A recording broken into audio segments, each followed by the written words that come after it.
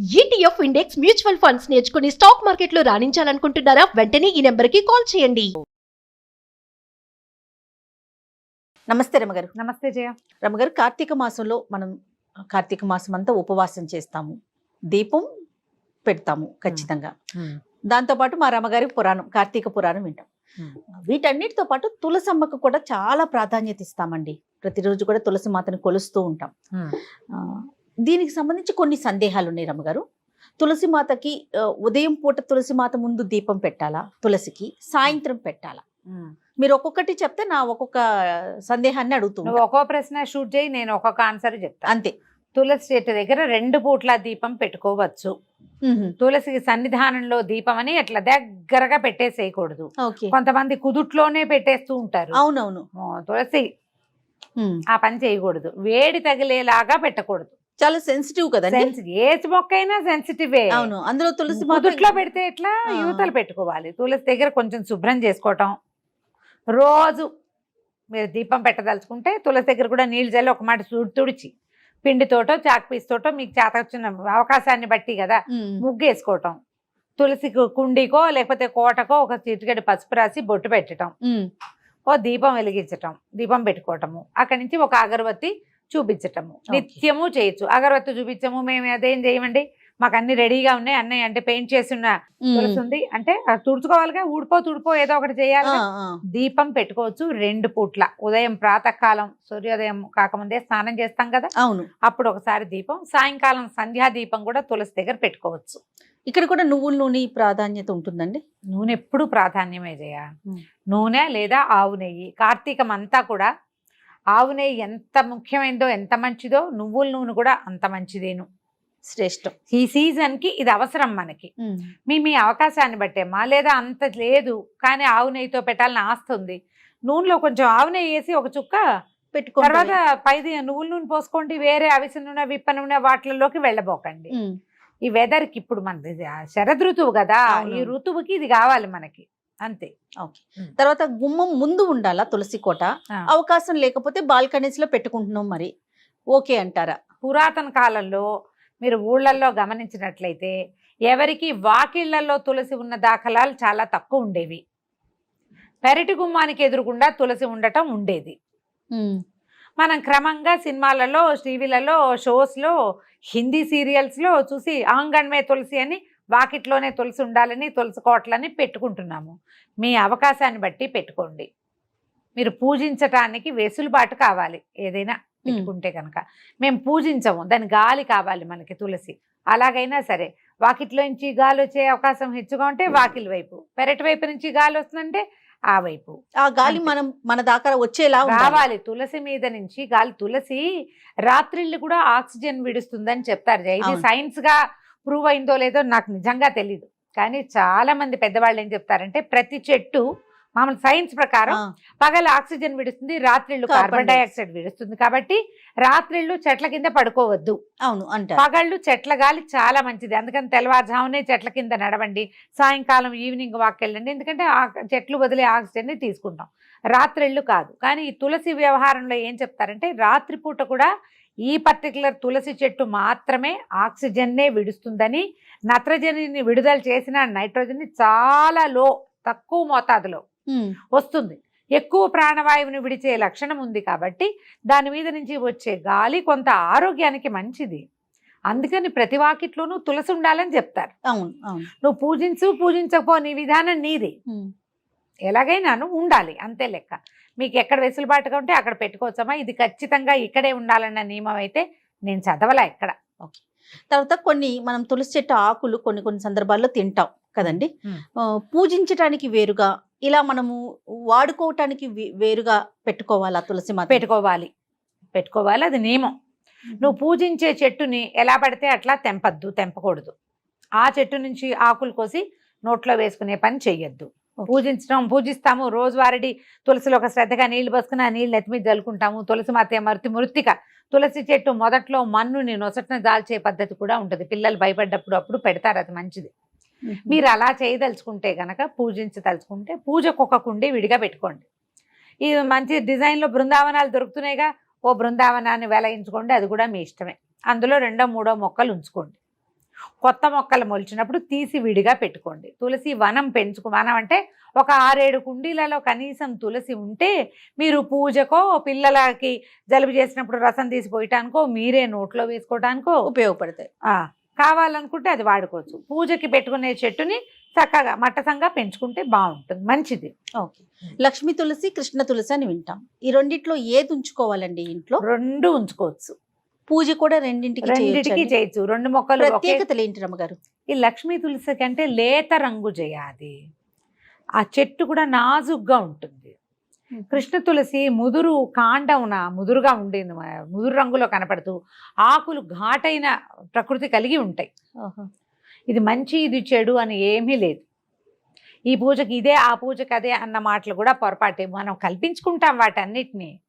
అవి 2 రకాలు అంతే. మీరు ఆకుపచ్చగా లేత ఆకుపచ్చలు అందంగా కనపడే ఆకు, కొంచెం ఎరుపు ధాళ్ళు కలిగి ముదురుగా బలంగా కనబడే ఆకులు కనిపిస్తాయి. 2 మొక్కలు ఉంచుకుంటే చూడడానికి అందంగా కూడా కనపడుతుంది. 2 మంచివే, ఆరోగ్యానికి మంచివే, ఆ గాలికి మంచివే, పూజకి మంచివే. తర్వాత మొక్కకి మనము ప్రతిరోజు సాధారణంగా నీళ్లు పోస్తాం. అయితే ఏదో ఒక కామెంట్లో నేను చూసానండి, ఆదివారం తులసి చెట్టుకి నీళ్లు పోయకూడదు, ఎందుకంటే నారాయణ సేవలో ఉంటుంది కాబట్టి అనేసి. ఎందుకు మిగిలిన రోజుల్లో తులసి నారాయణ సేవలో ఉండదా? ఎక్కడి నుంచి వస్తాయమ్మా ఇలాంటివి? వారానికి ఒక్కరోజే ఆవిడ నారాయణ సేవ చేస్తుందని మనం ఎక్కడ చదివాం? ఏమో మరి, దేవి భాగవతంలో ఎక్కడా చదవలా, కార్తీక పురాణంలో ఎక్కడా లేదు. ఒక్కరోజు సేవలో ఉండటం ఏంటండి? ఒక్కరోజు నిరంతరము నారాయణ సేవలోనే ఉంటుంది ఆవిడ. అంతే కదా. నారాయణుడికి ప్రీతిపాత్రమైన చెట్టు అని కదా మనం చెప్పుకుంటున్నాము. వారంలో ఓ రోజే ఆయన వంతుకొస్తుంది అన్నట్టు చెప్తే ఎట్లాగా? అలాంటిది ఏం లేదమ్మా. తులసి చెట్టుకి రోజు నీళ్లు పోయిన, ఒక చెట్టు సంరక్షణ అంటే నిత్యము చెంబెడు నీళ్లు పోయకపోయినా చారెడు నీళ్ళైనా పోయాలి చెట్లకి. రోజు పోయొచ్చు నీళ్లు, ఏ తప్పు లేదు. దళాలు కోసేటప్పుడు కొంచెం ఈ రకమైన శంక కొన్ని చోట్ల కనపడుతుంది. ఎట్లా? తులసి దళాలు రోజు కొయ్యకూడదు, శుక్రవారం మంగళవారం కొయ్యకూడదు, మరి ఆదివారం కూడా కొయ్యకూడదు అని ఎవరో అడిగారు. ఆదివారం కోసుకోవచ్చు అని, నేను కోసుకోవచ్చు అని చెప్పాను నేను. అయితే వాళ్ళు అడిగారు, ఎవరో గురుగారో ఎవరో చెప్పారండి. ఇప్పుడు తులసి దళాలు ఎందుకు కోస్తారు జయ? మామూలుగా రోజువారీ ఎందుకు కోస్తావు? నువ్వు ఎందుకు కోస్తావు? ఏదైనా నోట్లో వేసుకోవడానికి? అంతే. నేను కోస్తాను తులసి దళం.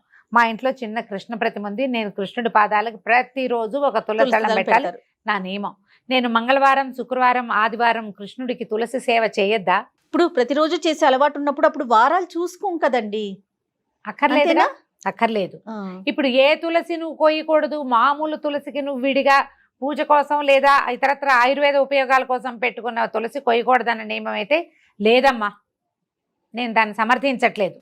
ఇప్పుడు ఎందుకంటే మనం సేవ, ఇప్పుడు నా దగ్గర కృష్ణుడు ఉన్నాడు, సాలగ్రామార్చన ఉన్న వాళ్ళు ఉంటారు. సాలగ్రామం అంటే నిత్యము తులసి అర్చన, పువ్వులక్కర్లా సాలగ్రామానికి. విష్ణు సేవ చేయడానికే కదా తులసి. తులసి రోజువారీ ఎవరికి వస్తారు? మామూలు వాళ్ళు ఎవ్వరు కోయరు. ఏ దేవుడికి తులసి పెట్టం మనం, జ్ఞాపకం చేసుకోండి. అవునా కదా? Simple logic. మనం ఎవరికి పెడతాము? కేవలము విష్ణు ఆరాధనకి మాత్రమే, ఆరాధనకే తులసి కొయ్యాలి.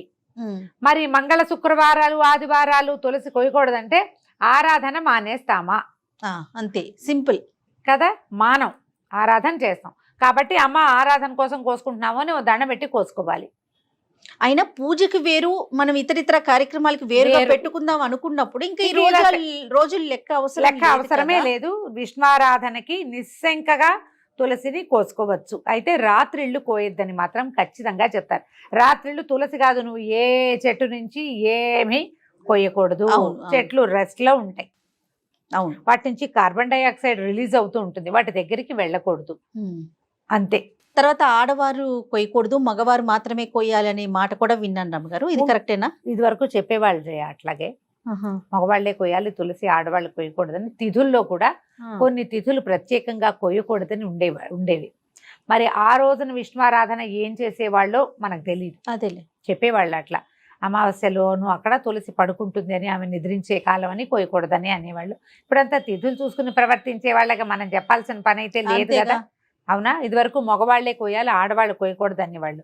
ఇంట్లో మగవాళ్ళు ఎవరు, అలభ్యం వాళ్ళు ఎవరు లేరు, వాళ్ళు కొయ్యరు, ఈ పనులకి రారు.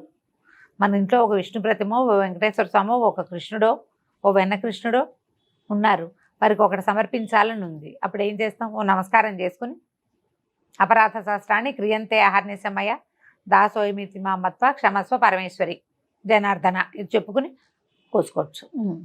అపరాధం చెప్పుకుని కోసుకోవచ్చు. మనం అర్చనకి కోసేటప్పుడు అంత భావించక్కర్లేదేమోనని నేను అనుకుంటాను. మరి ఏదైనా సులభతరం చేసుకోమంటారు కదా ఇప్పుడు కాంప్లికేటెడ్ గా చేసుకోవద్దు, ఆ, కాంప్లికేటెడ్ గా చేసుకోవద్దు.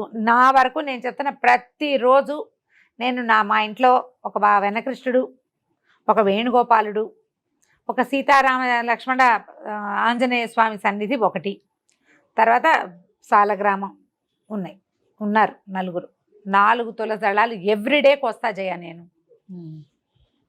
ఇంకక్కడ నేను పూజకి స్వామివారికి సమర్పణకే నేను ఒక్కసారి కూడా తులసి తుంచి నోట్లో వేసుకున్నది నా జీవితంలో లేదు, వేసుకోను నేను. అర్చన అయిపోతుంది కదా, రేపొద్దున నిర్మాల్యం ఉంటుందా, పచ్చగా నవనవలాడుతూ ఉంటాయి, నిర్మాల్యం కళ్ళకద్దుకు నోట్లో వేసుకుంటా. ఇప్పుడు నేను చేసేదే కదా చెప్తున్నా, అంతేగా, నాకేం భయంగా లేదు. దండం పెట్టుకుని అర్చనకి కోసుకుంటున్నాము. వస్తేవ సుతం దేవని చెప్తూ కృష్ణుడికి సమర్పిస్తారు, ఆపదామ భారతారని చెప్తూ రాముడికి సమర్పిస్తారు. అంతే 4 దళాలు కోస్తా, ఎవ్రీడే కోస్తాను నేను. మనకు అవకాశం ఇవ్వమ్మా, మనకి ఇంట్లో వాళ్ళు లేరు, వాళ్ళు చెయ్యరు, వాళ్ళు వెళ్ళిపోతారు, మనమే ఉంటాము. ఇప్పుడు సిద్ధాంతం ఒకటి ఉన్నది, పాత రోజుల్లో అలా చేసేవాళ్ళు. కానీ ఇప్పుడు అది సాగటం లేదు, కుదరాలి కదా. ఇప్పుడు మానేసే బదులు అపరాధం ఏదో చెప్పుకుని చేసుకోవచ్చు కదా. అంతేగా చేయొచ్చుగా. నాకు పూజించే తులసి అలా ప్రత్యేకంగా లేదు, అంతా ఒకటే ఉంది. ఒక చెట్టుని ముట్టుకోను అసలు, అది ఉంచుకుంటాను. ఇప్పుడు ఈ కార్తీక మాసంలోనే నేను తులసి దగ్గర దీపం పెట్టుకుంటాను. రోజువారీ తులసిలో పెట్టిన మొత్తం అన్ని తులసి చెట్లకి నీళ్ళు పోసేస్తాం ఒకటేసారి. కార్తీకంలోనే తులసిధాత్రి కళ్యాణం చేస్తాము, అవన్నీ చేస్తాం కదా. అందుకని ఒక కుండి, ఆ కుండీలో ఇవి అసలు దళాలు కొయ్యను, అవి కొయ్యకుండా ఉంచుతాం. ఈ రెమ్మలు పెరుగుతాయి కదా బాగా, ఆ పెరిగినప్పుడు మంజరిలు పెరిగిపోతాయి అనే మనం విత్తనాలు వచ్చేవి, మంజరి, ఆ మంజరిని విరుస్తాం ఓ నమస్కారం పెట్టుకుని. అంతే, సులభతరం చేసుకోండి అమ్మా. ఈ కాలం మారింది, దీన్ని కాంప్లికేటెడ్గా చేసుకుని ఏవో అక్కర్లేని టెన్షన్లు డెవలప్ చేసుకుని వాటిని మానసిక సమస్యలుగా పరిణమించుకుని చెయ్యొద్దు. రైట్, అంతే. ఓకే రమ్మ గారు, నమస్తే. నమస్తే జయ.